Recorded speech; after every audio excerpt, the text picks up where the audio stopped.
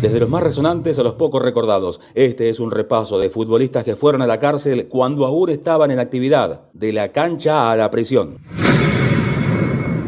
Lucas Diatri estaba considerado uno de los pibes con más futuro en la primera de Boca, cuando fue arrestado por supuestamente haber integrado una banda que robó una peluquería en Castelar. En su momento, el fiscal de la causa imputó a Diatri por el delito de robo agravado por el uso de arma, cuya aptitud para el disparo no se ha podido probar. Estuvo detenido 28 días hasta que el juez le otorgó la excarcelación y posteriormente le dio una probation y le prohibió salir del país durante la misma. Lo particular del hecho fue que el peluquero dijo: lo reconocí cuando le hizo un gol a Vélez, lo vi por la tele. Finalmente, la justicia dictaminó que el jugador no tuvo nada que ver con el episodio y lo liberó de cargos y culpa. Pablo Migliore tuvo una dilatada carrera en el fútbol argentino, con pasos también por Croacia y Uruguay. Boca, Racing, Huracán, Peñarol, entre otros, lo tuvieron en sus planteles. Cuando el arquero jugaba en San Lorenzo, fue arrestado camino al vestuario del estadio Nuevo Gasómetro, tras un partido frente a Newell's. El motivo, encubrir al barrabrava de Boca Maximiliano Massaro, quien en ese momento estaba acusado de un asesinato y permanecía prófugo de la justicia. Migliore, quien se reconoció amigo íntimo del Barra, permaneció preso durante 50 días en el año 2013. Fue liberado a cambio de la puesta a disposición de sus bienes por un valor de 500.000 pesos.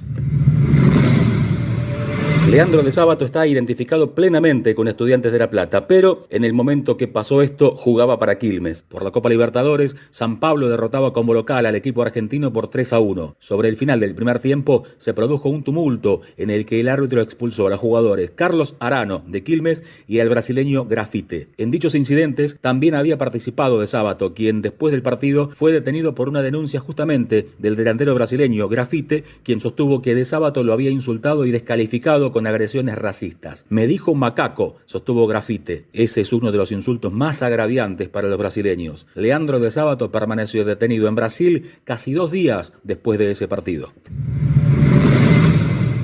René Higuita, histórico arquero colombiano, ganador de la Copa Libertadores con Nacional de Medellín, autor de más de 40 goles y con paso por más de 15 equipos y la selección nacional, tuvo también varias apariciones públicas totalmente extrafutbolísticas. En 1991, por ejemplo, fue a visitar a la cárcel La Catedral a Pablo Escobar, el jefe narco más poderoso del mundo, de quien se declaró públicamente amigo. Pero el más grave de todos ocurrió el 4 de junio de 1993, cuando fue arrestado por estar implicado en un caso de secuestro. Al parecer, Higuita medió en la liberación de la hija de Luis Carlos Molina Yepes, un banquero cercano a Pablo Escobar, y la mediación de Higuita fue considerada en su momento prohibida por la ley colombiana. En consecuencia, estuvo recluido más de 6 meses en la cárcel Modelo de Bogotá, lo que le costó su participación con la selección colombiana en la goleada inolvidable para los colombianos 5-0 frente a Argentina, y también su ausencia en los Estados Unidos en el Mundial de 1994. El lugar de Higuita lo tomó entonces Oscar Córdoba, quien después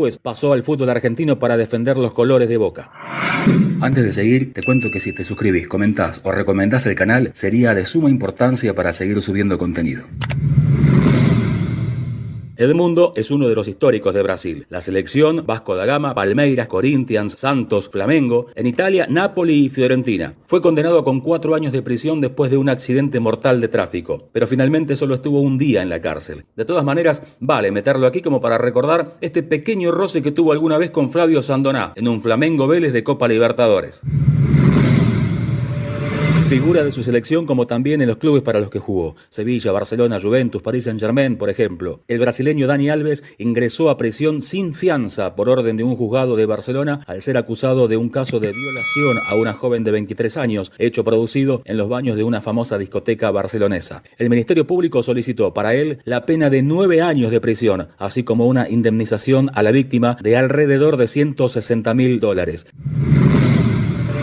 Esto pasó el 22 de octubre de 1969, cuando Estudiantes y Milan disputaban el partido de vuelta de la Copa Intercontinental, que fue literalmente una riña callejera. La página negra del fútbol argentino, vergonzoso comportamiento de Estudiantes y más frases por el estilo se leían y se escuchaban en los medios de aquel momento. Jugadores rivales golpeados al punto de terminar en el hospital. Fue tal la agresión a la que fueron sometidos los italianos que los clubes europeos no querían después participar más en la Copa Intercontinental. Tanta violencia no le alcanzó alcanzó a Estudiantes porque la copa se la llevaron los italianos y encima los jugadores Aguirre Suárez, Poletti y Manera pasaron casi un mes en la cárcel de Devoto, a donde Bilardo iba a visitarlos con regularidad. Por ese entonces se le dio vida a la expresión la gloria o Devoto, lo que terminó siendo finalmente Devoto para los jugadores de Estudiantes.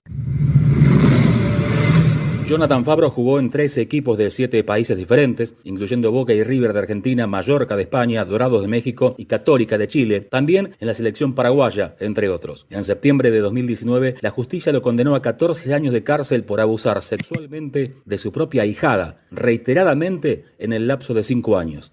Fabro se profugó durante meses en México hasta que fue capturado por Interpol y arrastrado a la Argentina con sus manos esposadas. El jugador continúa preso en una jaula para acusados de violación en Marcos Paz. Había intentado salir de la cárcel con la excusa del coronavirus a comienzos de la pandemia, obviamente sin éxito. También en 2021, la Cámara rechazó los pedidos de prisión domiciliaria de su defensa en 2 ocasiones.